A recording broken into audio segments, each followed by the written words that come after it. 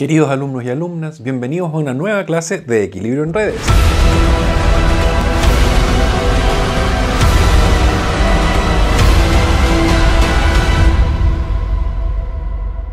En la clase de hoy vamos a hacer una cosa que les conté al final de la clase pasada. En el próximo capítulo vamos a hacer una cosa re interesante. Vamos a por fin tomar los problemas de optimización equivalente que resolvían problemas de equilibrio con los problemas de optimización equivalente que resuelven problemas de demanda y los vamos a combinar.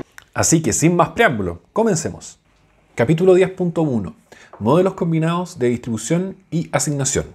En particular, con distribución doblemente acotada. En el video de hoy vamos a partir por formular el problema de distribución-asignación simultáneo. Vamos a estudiar un método de solución, conocido como el método de Florian, que es simplemente una extensión o una adaptación del método de Frank Wolf para el problema de distribución-asignación. Y finalmente vamos a discutir un par de modificaciones al algoritmo de Florian que se pueden hacer para acelerar un poco su solución. Comencemos por refrescar la memoria. El problema de distribución tiene por objetivo modelar de qué manera los viajes que se generan o atraen en cada zona de la ciudad son distribuidos entre los posibles pares que nosotros podemos formar. Clásicamente, los problemas de distribución vienen en dos formatos. El primero corresponde a la distribución simplemente acotada, donde nosotros conocemos cuánto se genera en cada zona y nosotros queremos distribuir esto en el resto de las zonas sin imponer una cantidad predeterminada de viajes capturados en cada zona. Esto se puede modelar ocupando un modelo Logit, donde la cantidad de viajes entre I y J corresponde a una proporción de los viajes generados en I. Y esta proporción está definida por un modelo Logit. En este ejemplo, estamos suponiendo que depende solamente de los costos, pero en la mayoría de los casos, además, uno introduce alguna medida de atractividad en cada zona para modelar cuántos viajes son capturados por ella. El otro tipo de distribución corresponde a la distribución doblemente acotada, donde nosotros conocemos a priori tanto la cantidad de viajes generados como los viajes atraídos por cada zona. Y este caso normalmente se puede modelar usando esta fórmula de acá que corresponde a un modelo gravitacional, donde los parámetros A y B son factores de balanceo que se encargan de que las restricciones de orígenes, o sea, los O sub I y las restricciones de los destinos de los D sub J sean satisfechas por las variables o por los parámetros T y J que estamos calculando. Entonces el problema es que tenemos una situación similar a la que se ilustra acá. Tenemos un mapa de la ciudad dividido por zonas. En cada zona ponemos un centroide y por cada uno de estos centroides nosotros tenemos un nivel de generación o sub I y opcionalmente un nivel de demanda de sub I. Entonces, si nosotros nos paramos en una zona cualquiera O sub I, lo que nosotros estamos buscando es determinar cómo estos O sub I viajes son repartidos entre todas las otras opciones de zonas que existen en la red, o eventualmente la misma zona también, si es que estamos considerando viajes intrazonales. Esto independiente de si el modelo es simplemente o doblemente acotado. Si es doblemente acotado, además debemos exigir que la suma de viajes capturados por una zona corresponda a la atracción de esa zona.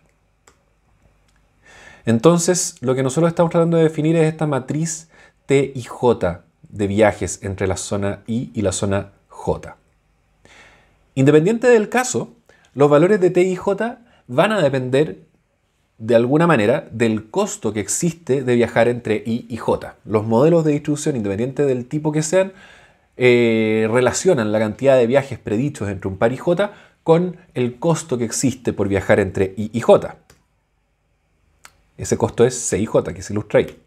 Entonces, si nosotros estamos trabajando en un problema de distribución sobre una red vial, como la que estamos ilustrando acá, ¿de dónde deberíamos nosotros sacar los costos C y J? ¿De dónde los podríamos obtener de forma de que tengamos cierto realismo en nuestra modelación? Lo que vamos a hacer entonces es combinar el problema de distribución y plantearlo sobre una red vial de forma de que los costos C y J que discutíamos en la diapositiva anterior provengan de un equilibrio de tráfico, sean consistentes con una asignación de equilibrio de tráfico. Entonces, imaginemos que esa grilla que está ahí dibujada es una red vial. Sobre esta red vial nosotros vamos a tener un conjunto de centroides en este caso estamos ilustrando solamente cuadros, y para estos centroides vamos a suponer que conocemos la cantidad de viajes que se generan y la cantidad de viajes que se atraen. Para este ejemplo vamos a, solo por fines de ilustrar, trabajar con un modelo doblemente acotado, pero también se puede extender al caso simplemente acotado. Nosotros queremos resolver este problema de distribución sobre esta red vial de forma de que los costos entre los pares de nodos también correspondan a costos de equilibrio de tráfico. Entonces vamos a copiar estos nodos acá a la izquierda y los vamos a replicar en la derecha para representar el origen de los viajes y el término de los viajes y de la distribución entre zonas. Supongamos por un minuto que nosotros conocemos la matriz de demanda dada por los T y J, conocemos el resultado de nuestra parte de la distribución al menos. Y supongamos entonces, miremos un par arbitrario ahí, el nodo 1 y el nodo 3, y supongamos que nosotros queremos enviar esos T13 viajes entre estos dos nodos. Entonces, la pregunta es, ¿qué condición de equilibrio se tiene que dar para que la asignación entre estos dos nodos corresponda a un equilibrio de tráfico? Y la condición es la condición de siempre. Los T y J viajes desde I a J se deben asignar a la red según el primer principio de Wardrop, determinando los valores de los C asterisco y J. Y esto se tiene que cumplir en todos los pares IJ simultáneamente. Por ejemplo, en este caso podríamos tener un conjunto de rutas utilizadas en el equilibrio. Todas ellas, por estar en equilibrio, deben tener el mismo costo, y ese costo va a corresponder a C asterisco 1,3 si estamos mirando el par 1,3. Y nosotros podemos hacer lo mismo con cualquier par origen-destino que nosotros definamos. Asignar los T y J viajes va a definir un nivel de costo de equilibrio en ese par origen-destino. Miremos el otro lado del problema ahora. Supongamos que nosotros ya conocemos los costos entre cualquier par y J, los costos de equilibrio de tráfico. Entonces nosotros podemos simplificar un poco el dibujo y simplemente representar para cada par origen-destino usando una pura flecha con el costo de equilibrio que corresponde. Entonces, ¿cómo obtenemos desde acá los valores de T y J? ¿Cuál es la condición de equilibrio asociada al modelo de demanda? Nosotros podemos dibujar entonces este problema de distribución, donde la red está absorbida o capturada a través de estos C asteriscos, pero que se puede dibujar como un problema de distribución común y corriente y que se puede resolver como un problema de distribución común y corriente si es que nosotros conocemos los T asteriscos. Y esto nos da esta segunda condición, que es la condición del lado de la demanda, que nos dice que los valores de T y J deben ser consistentes con un modelo gravitacional con costos C asterisco y J. Formulemos entonces este problema como un problema simultáneo de equilibrio, es decir, donde la distribución y la asignación, según el primer principio de Wardrop, se pueden resolver al mismo tiempo con un puro problema de optimización. Este entonces es un problema naturalmente de demanda variable porque no conocemos a priori los valores de los TW. Nosotros queremos que los TW también estén determinados por los costos de equilibrio de cada par origen-destino. En general, este problema se puede formular como una desigualdad variacional, pero bajo ciertos supuestos nosotros podemos plantear un modelo de optimización equivalente. El primer supuesto que nosotros vamos a utilizar a lo largo del ejemplo de esta clase y de la próxima es que los costos son diagonales simplemente para que la parte del modelo de optimización asociado al primer principio de Wardrop quede sencillo, quede con una transformada de Beckman, pero todas estas cosas también se pueden extender. Recordemos entonces los dos problemas de optimización que nosotros queremos combinar.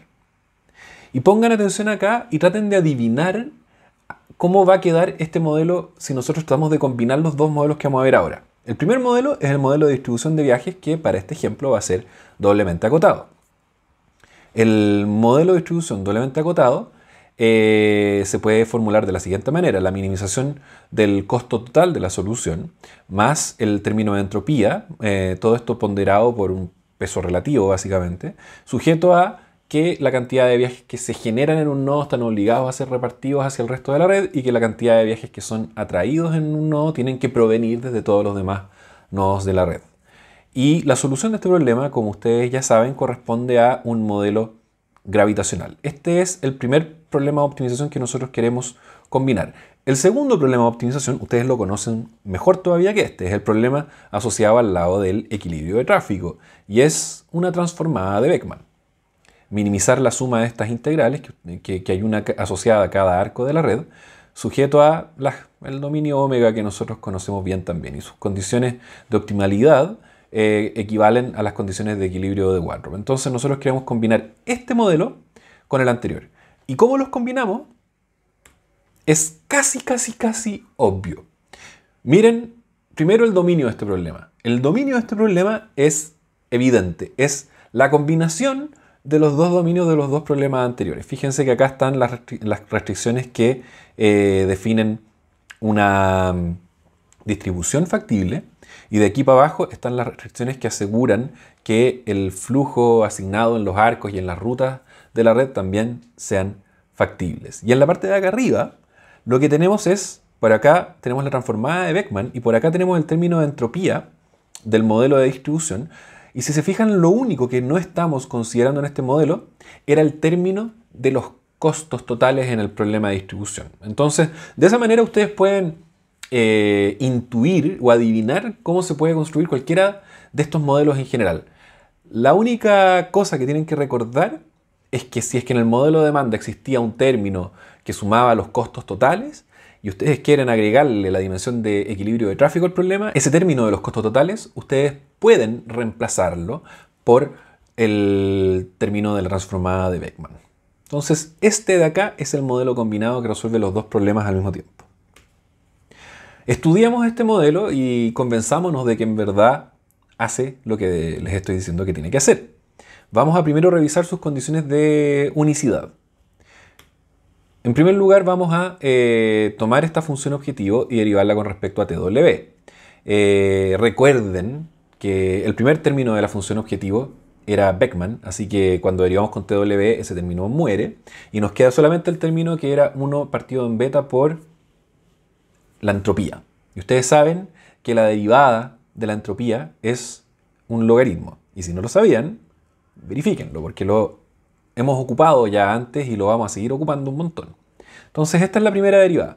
Y la segunda derivada, si derivamos con respecto al mismo TW, tenemos que derivar el logaritmo y nos queda 1 partido en TW, cosa que va a ser siempre positiva por construcción, porque los TW no pueden ser negativos. Y de hecho, como está construido hasta acá, se nos complica un poco si es que el TW es 0.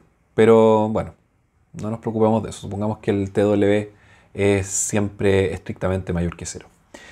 Esto de acá entonces nos dice que este valor es positivo, en que los elementos de la diagonal del hessiano en verdad son positivos, y acá además podemos ver que si derivamos cruzado la cosa va a dar 0. Entonces esto de acá es una matriz evidentemente positiva definida. O siempre me confundo si es positiva definida o definida positiva. Revisemos. Revisamos ahora las condiciones de unicidad con respecto a los flujos en arco. Y acá no hay mucha novedad porque el término de entropía que estamos agregando no depende de los F, entonces las derivadas son las mismas de siempre y volvemos a llegar a la misma matriz, ya se me olvidó de nuevo, definida positiva, que hemos obtenido cada vez que hemos trabajado con la transformada de Beckmann. Así que también hay unicidad con respecto a los flujos en arco. De hecho, los flujos en arco y los TW en su conjunto representan a las variables del problema y uno debería pensar en el fondo que uno está construyendo una gran matriz donde está derivando con los TW y con los FA que forman solamente una gran diagonal, pero esta solución es única en términos de FA y TW. ¿Qué pasa si lo revisamos con respecto a los HP? Llegamos a lo mismo de siempre. Y nuevamente acá el término de entropía no participa, así que esta parte de acá es literalmente igual que la que ya conocemos y que nos lleva a concluir que la solución no es necesariamente óptima en términos de flujo en ruta. Noten sí que una solución queda completamente determinada por sus flujos en ruta, porque de los flujos en ruta ustedes pueden deducir los FA, es decir, los flujos en arco, obviamente, pero además ustedes pueden de los flujos en ruta también desprender directamente los TW. El TW para un W en particular va a ser la suma de los HP de las rutas que pertenecen a ese par W. Veamos las condiciones de optimalidad del problema. Construimos el lagrangiano, que se ve acá, es la función objetivo más simplemente las restricciones subidas al lagrangiano. Nuevamente trabajamos con la lógica de construir el lagrangiano como función implícita de h. Entonces mantenemos abajo la restricción de que los h son no negativos. Y eso nos lleva a condiciones de optimalidad que directamente nos expresan las condiciones de equilibrio de Wardrop como nosotros queremos plantearlas. En esta función objetivo arriba aparecen los f, pero los f los tenemos que entender como función de h, por lo que les acababa de decir recién, y aparecen los tw, que también los tenemos que entender como función de h. La solución de este problema de optimización nos va a llevar a las condiciones de equilibrio que nosotros deseamos que nuestro modelo satisfaga. La demostración o el desarrollo paso a paso de esto se los dejo a ustedes como ejercicio propuesto, porque en realidad combina elementos de demostraciones o de desarrollos que ya hemos hecho en el curso. Esta demostración no tiene ningún paso que les debería resultar particularmente extraño y es un buen ejercicio para ustedes. La persona que comparta este desarrollo en forma ordenada, detallada en el foro, también puede ganarse quizás algún puntito por ahí. El multiplicador de Lagrange en este resultado, por supuesto que representa el costo en el equilibrio de viajar en un par origen-destino W dado. Podríamos llamarlo también CW o C*W, depende del contexto. Veamos entonces ahora cuál sería el algoritmo de solución para resolver este problema. Cuando uno aplica Frank-Wolf, lo primero que tiene que hacer es tratar de determinar la aproximación lineal del problema. Así que vamos a tratar de construir esta aproximación lineal. Lo primero que hacemos es recordar la función objetivo y la vamos a desarrollar o trabajar nuevamente como una función implícita de los HP. Entonces cuando nosotros decimos FA, en verdad estamos pensando en que FA es una función de HP, y cuando nosotros decimos TW, estamos pensando en TW como una función de HP. Entonces, veamos ahora cómo podemos linealizar este problema, o esta función objetivo, pensando en términos de los HP. Supongamos que tenemos una solución inicial factible en la iteración n, dada por un vector de flujos en ruta h, con elementos hp supra n. Y que este vector h induce el resto de las variables, da lugar al vector de variables f y al vector de variables t. Y estos datos además nos dan también, o nos permiten calcular directamente los costos actuales de cualquiera de las rutas de la red.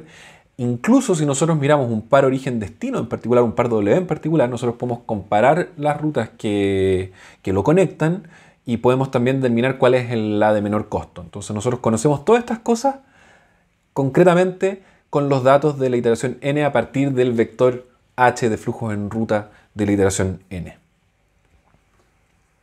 La aproximación lineal de z en torno a esta solución hn está dada por esta expresión de acá, que ya la hemos visto antes. Un desarrollo de Taylor de primer orden no es la ecuación de un plano tangente. Pueden interpretarla de cualquiera de las dos maneras. Y en esta ecuación, noten que el plano está expresado en función del vector h barra, y h barra corresponde al vector auxiliar de flujos en ruta. Es decir, cuando nosotros tomemos en el fondo este plano tangente y minimicemos h barra dentro del dominio factible de las asignaciones posibles de esta red, ese valor de h barra mínimo va a corresponder al vector auxiliar de flujo en ruta y que nos va a permitir conocer la dirección de descenso del problema. En la ecuación del plano tangente que vimos recién, entonces, el único término variable es el término asociado al gradiente y ese es el término que nosotros vamos a minimizar. Por lo tanto, tenemos que estudiarlo un poco más de cerca. Observamos que el término del gradiente es un producto punto, por lo tanto tenemos que sumar los productos elemento por elemento. Y cada elemento de este gradiente es una derivada de z con respecto a HP evaluada en los valores actuales de nuestra solución. Entonces lo primero que hacemos es calcular la derivada de z con respecto a HP para después poder evaluarla en estos valores actuales. La derivada de z con respecto a HP da lo siguiente. Recuerden que nuestra función objetivo z era Beckmann más el término de entropía. Entonces, lo que vamos a obtener es lo siguiente. Cuando derivemos con respecto a HP el término de Beckmann, vamos a llegar a C sub P. Y eso está demostrado en el curso, ya lo conocíamos bien de antes. Y para esta segunda parte, les voy a mostrar paso por paso cómo se deriva, a pesar de que también es una derivada que yo se las he ya contado antes. Pero el primer término se transforma en C sub P. La segunda, la derivada del segundo término, se convierte en lo siguiente, es una derivada de un producto. Entonces aplicamos la regla de la derivada del producto, derivada del primero por el segundo, más derivada del segundo por el primero, con el cuidado adicional, además de que cuando uno deriva el segundo término, tiene que aplicar la regla de la cadena y sale otra derivada para acá afuera.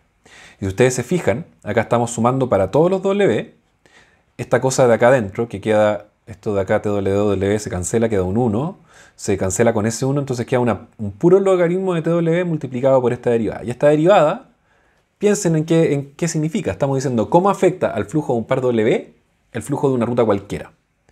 Hay dos posibilidades. La ruta pertenece o no pertenece al par W. Si la ruta no pertenece al par W, esta derivada es 0. Si la ruta pertenece al par W, esta derivada es 1. Por lo tanto, esto de acá va a valer 1 solamente cuando este W de acá coincida con el P del HP con el que estamos derivando. Por lo tanto, esta derivada en el fondo se nos va. Y solamente nos queda acá el logaritmo de TW multiplicado por 1 partido en beta. Así se explica este término de acá.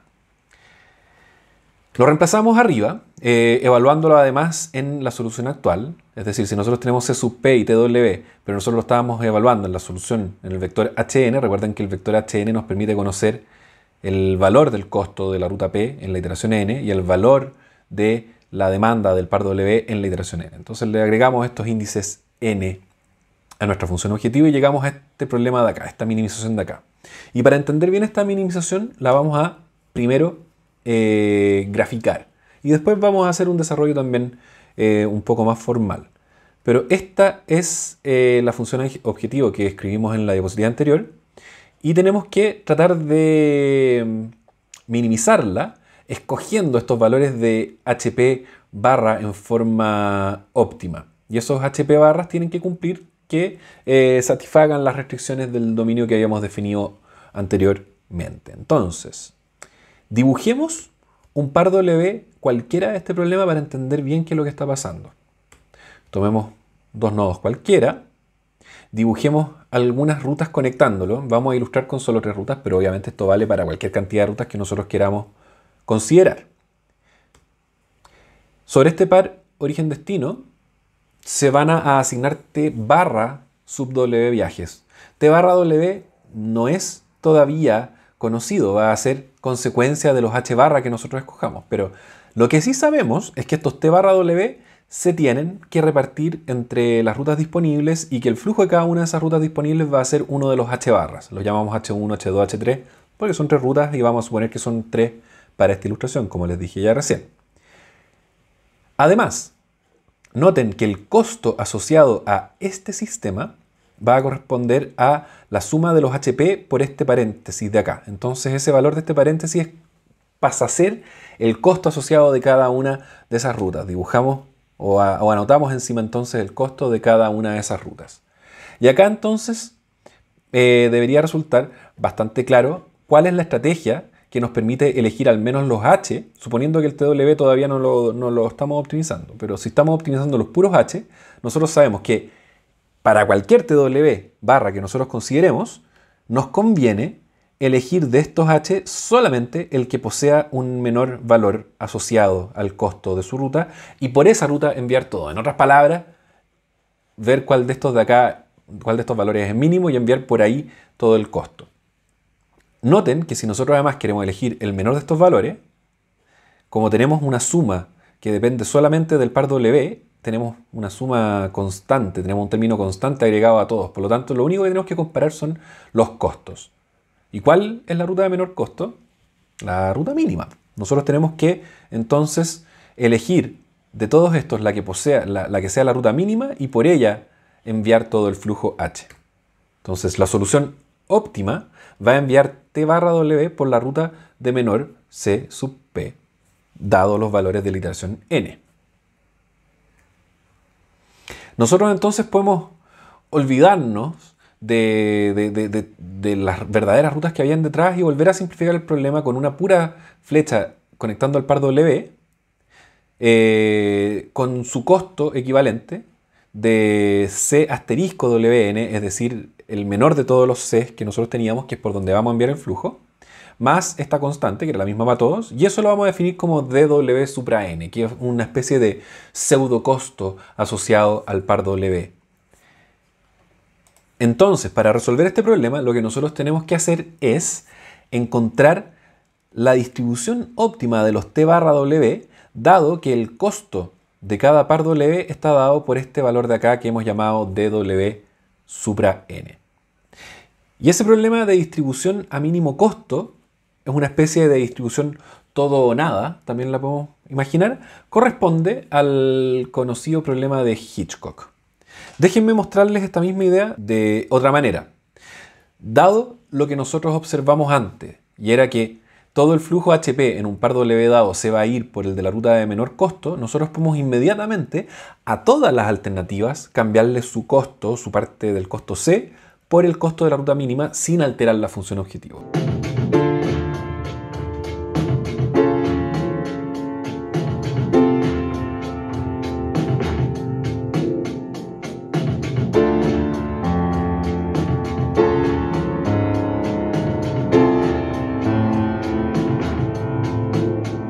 Entonces nosotros hacemos ese truco, hacemos ese cambio acá, obteniendo una función z2', que es equivalente de minimizar que la primera, lo que nos permite tomar este valor de acá, que es el dW que definimos antes, y sacarlo de esta sumatoria de acá, porque esta sumatoria de acá depende de P y acá no hay ninguna P en este término. Esto es una constante para esta sumatoria de afuera. Entonces la sacamos para afuera y nos queda esto de acá. Y cuando armamos esto de acá, la sumatoria de los H barra pasa a ser la sumatoria de los T, pasa a ser directamente el valor de TW barra, y esto lo podemos reescribir de esta manera. Y cuando lo escribimos de esta manera y recordamos las restricciones de nuestro problema, podemos darnos cuenta de que esto efectivamente es un problema clásico de transporte o un problema de Hitchcock. Algoritmo de Florian. El método de Florian es simplemente un método de Frank Wolf adaptado para este problema que es un poquito más complicado porque tiene más variables. Vamos inicializando, obteniendo una solución factible inicial. ¿Y cómo podemos encontrar una solución inicial factible para este problema? Hay muchas maneras, pero la forma oficial es calcular costos de flujo libre, es decir, ver cuáles son los costos de los arcos cuando no llevan flujo. Con estos costos nosotros podemos sacar los costos de rutas mínimas de la iteración 1, y estos costos de ruta mínima nosotros se lo alimentamos a un modelo de distribución. Resolvemos este modelo de distribución que implica balancear los parámetros A y B para que se satisfagan las restricciones de generación y de atracción, pero ustedes hacen este método de balanceo, lo ejecutan y ustedes llegan a los valores de TW1, y estos valores TW1 nosotros se los podemos asignar a las mismas rutas mínimas que nosotros habíamos encontrado anteriormente para obtener además los flujos en cada uno de los arcos de la red. El paso 2, que ya vale para cualquier iteración n, es tomar esta solución anterior, que recién se las expliqué como un TW que se traduce después en unos F asignados, pero con los TW y con los F ustedes pueden entonces ahora conocer los valores de los costos actuales de cada uno de los arcos de la red, lo que les permite reestimar o actualizar los costos de las rutas mínimas de cada par origen-destino.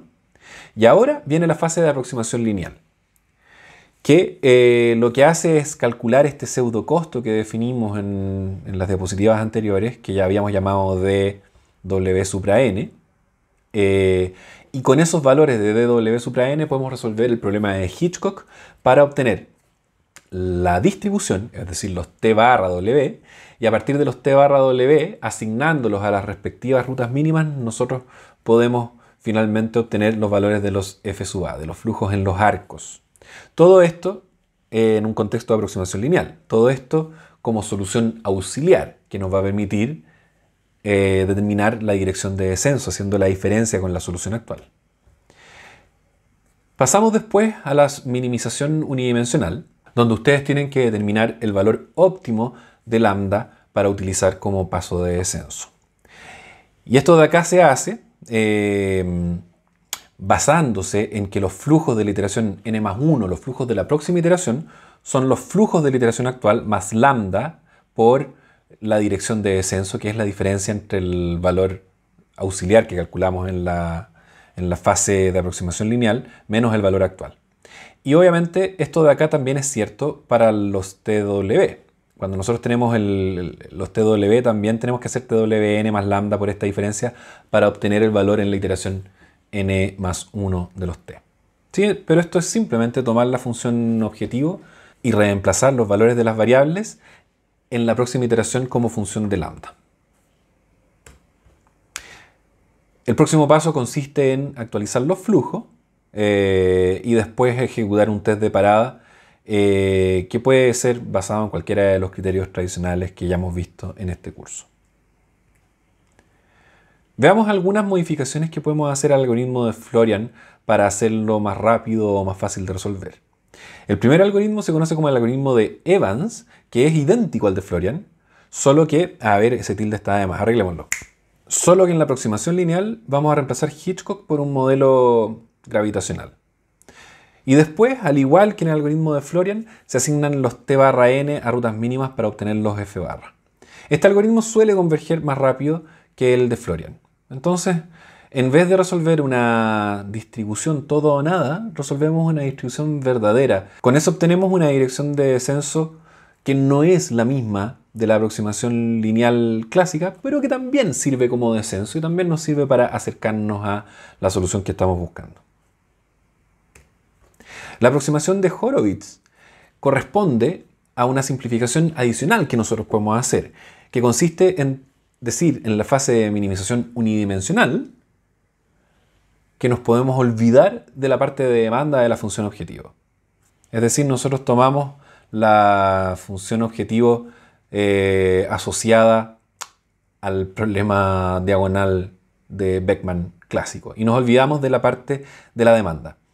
Acá igual es importante notar de que dado de que esto es una aproximación, este problema de acá podría a veces dar resultados raros.